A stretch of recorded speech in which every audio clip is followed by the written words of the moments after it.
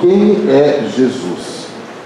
O que significa Jesus na minha vida? Qual é a compreensão que eu tenho de Jesus? O que é que Jesus já fez por mim?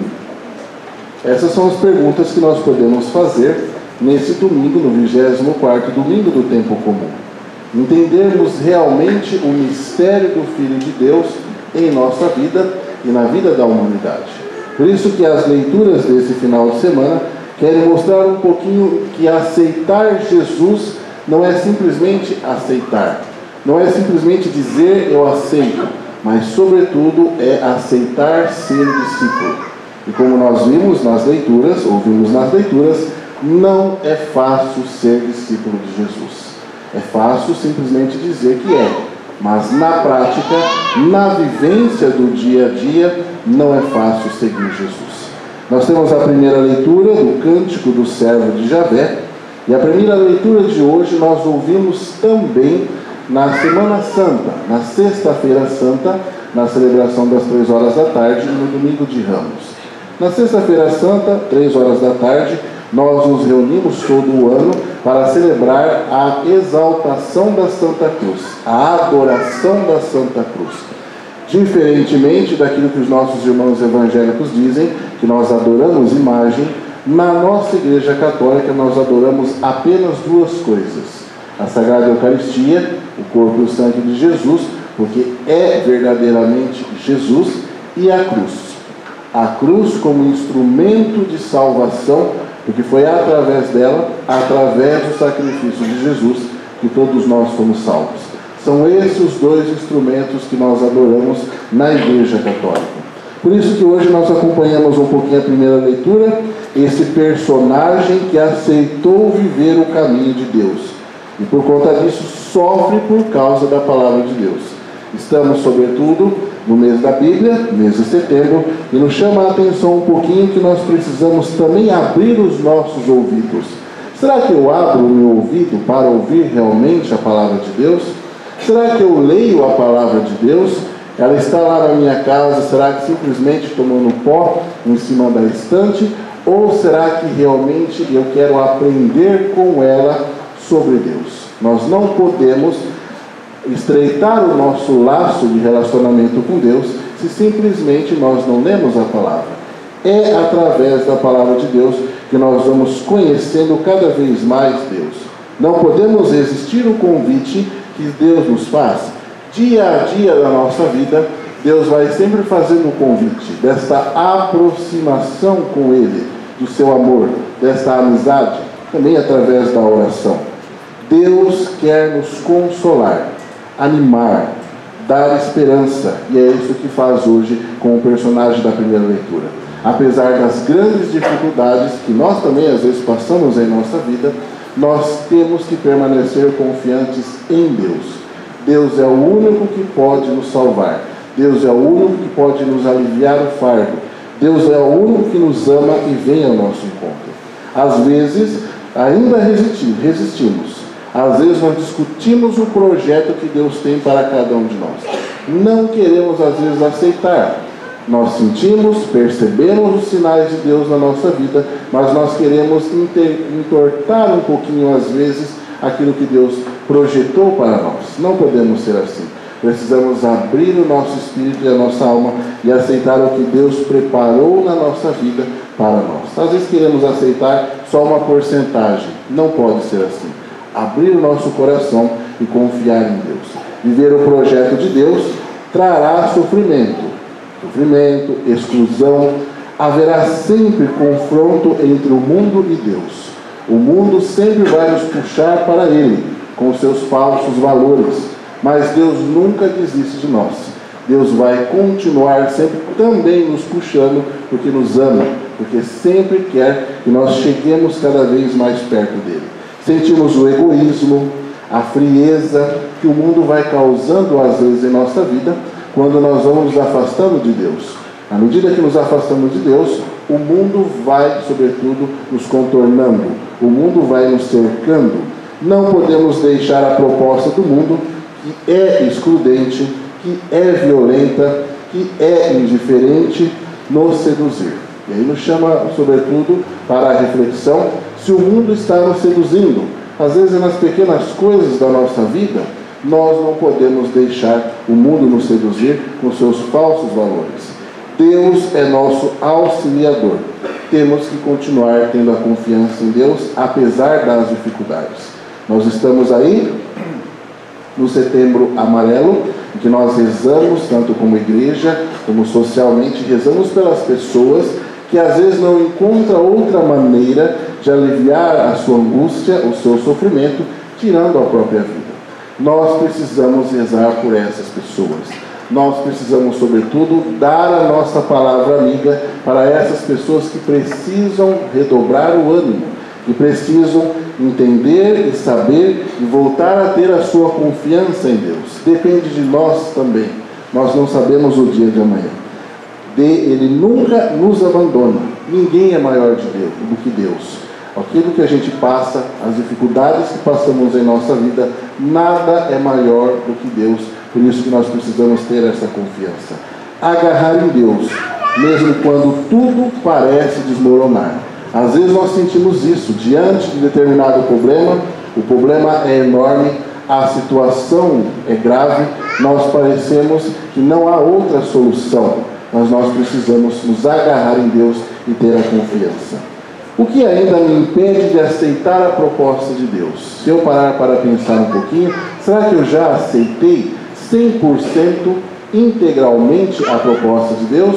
Ou será que eu aceitei apenas uma porcentagem? Ou será que eu entorto às vezes, de acordo com aquilo que eu quero, o que Deus projetou para a minha vida?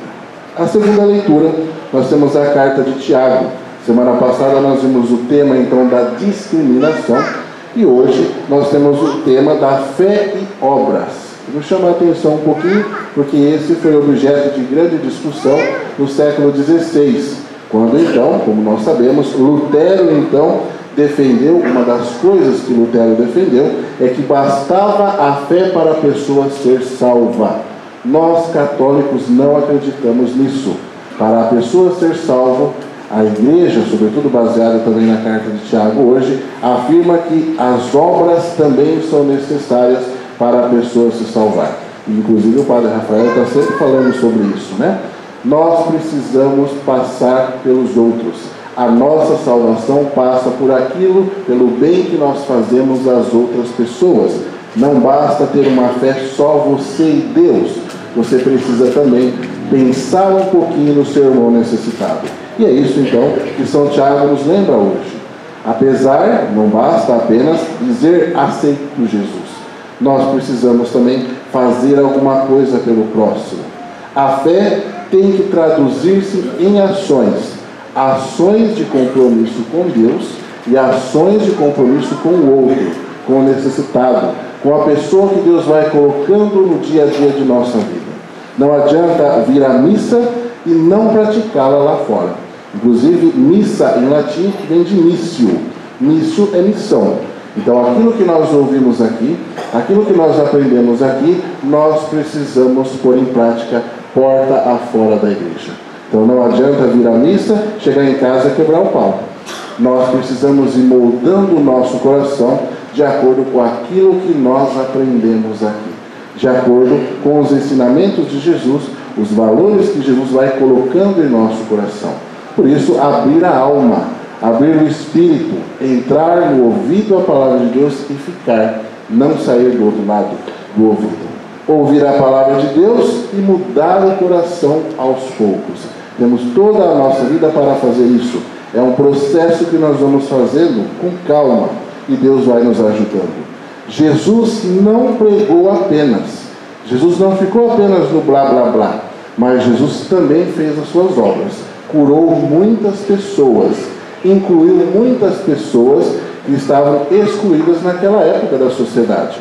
Quem são as pessoas hoje na nossa sociedade que precisam ser incluídas? Que precisam, sobretudo, também do amor, do nosso amor, da nossa inclusão e do nosso carinho. Não podemos, então, ignorar simplesmente a necessidade de nossos irmãos e irmãs. A incoerência na vida pessoal, isso não combina com Deus. A incoerência, às vezes, na comunidade.